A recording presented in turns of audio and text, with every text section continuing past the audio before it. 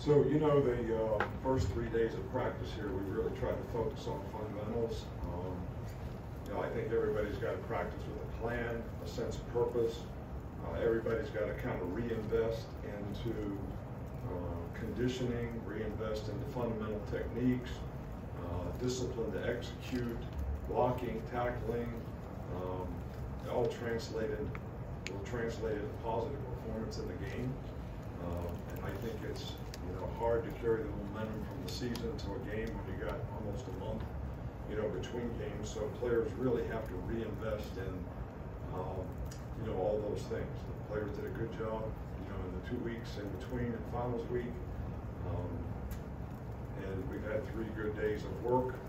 So we want to continue that for the next 4 practices, and hopefully we'll get closer to where we need to be in terms of being able to go play like we're capable of playing in this game. It's a great opportunity for our players, it's a great challenge for them, but you're not really owed anything when you're playing these games.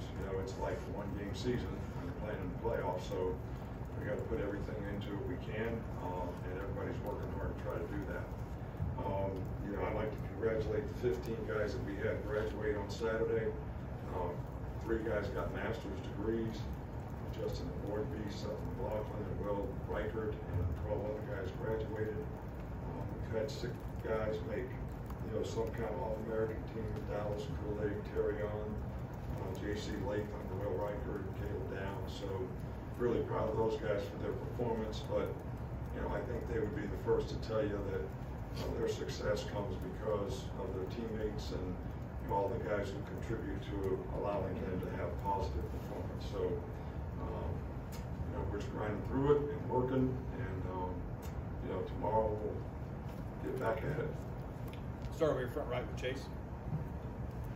I want to ask you about the self-scouting and tendency breaking stuff that you do as a staff normally during an idle week. Is that an exercise that gets repeated to some extent at this time of year ahead of a bowl or a playoff? There's no question about it.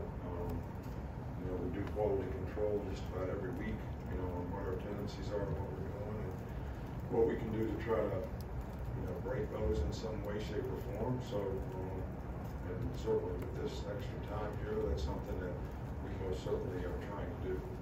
Stay over here with Charlie. Yeah, hey Coach, can you just speak to the decision to bring in George Hilo and what kind of role he'll fill in your staff? Well, George has been here before, so he was with us for a long time, knows our system.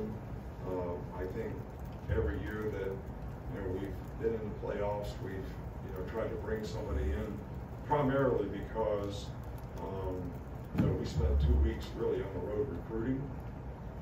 So somebody to do a little extra work that has good experience, and when we get off the road, being able to give us a good scouting report of what we need to know, and so that's the purpose, just to add sort of a special assistant to me, whatever you want to call it, to when I come off the road, be able to get me up to speed on what's happening. So that's the reason we've always done that. Matt? Given everything that's come out about Michigan this season, are you planning on doing something different with the signs in this game? Not really. We always change things up a little bit, but we're focused on what we have to do to try to get good execution, and we're not really concerned about any of that stuff. Up front here with Kennington. Good evening, Coach. Hope you're doing well. How has James McClellan progressed since the SEC championship game? He's getting better. I think it's probably still too early to tell. He's getting ready to do dry land running and some things, so he'll progress through the rest of the week, and we see where he lands by the end of the week. Go to Tony.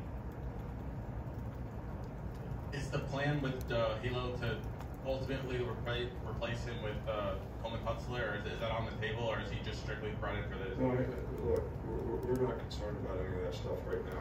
We got a game coming up. Coleman Huxley is here. He's finishing the season. I don't have time right now to go through the due diligence of hiring anybody or even be concerned about that. So, we're focused on what we got to do right now. Mike Rodak.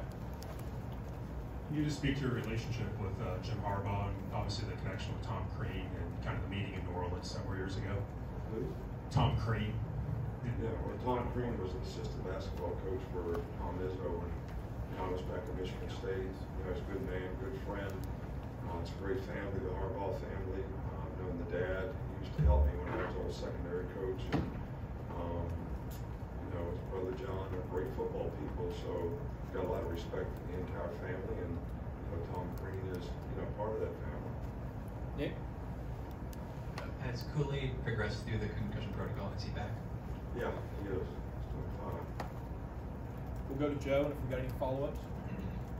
Coach, when you get into preparing for Michigan, they've shown a trick play or two almost every week offensively. How do those wrinkles influence what you do defensively from a preparation standpoint?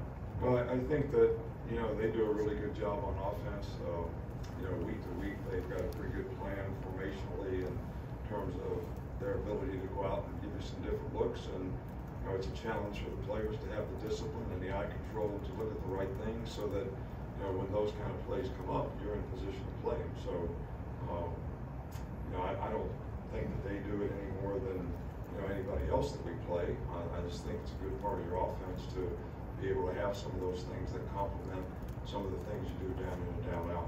We'll finish up with Austin. Hey, Coach, last time we talked to you, you said you were going to kind of hold office hours for some of your players to see if they want to talk about their future and stuff like that. How did those conversations go?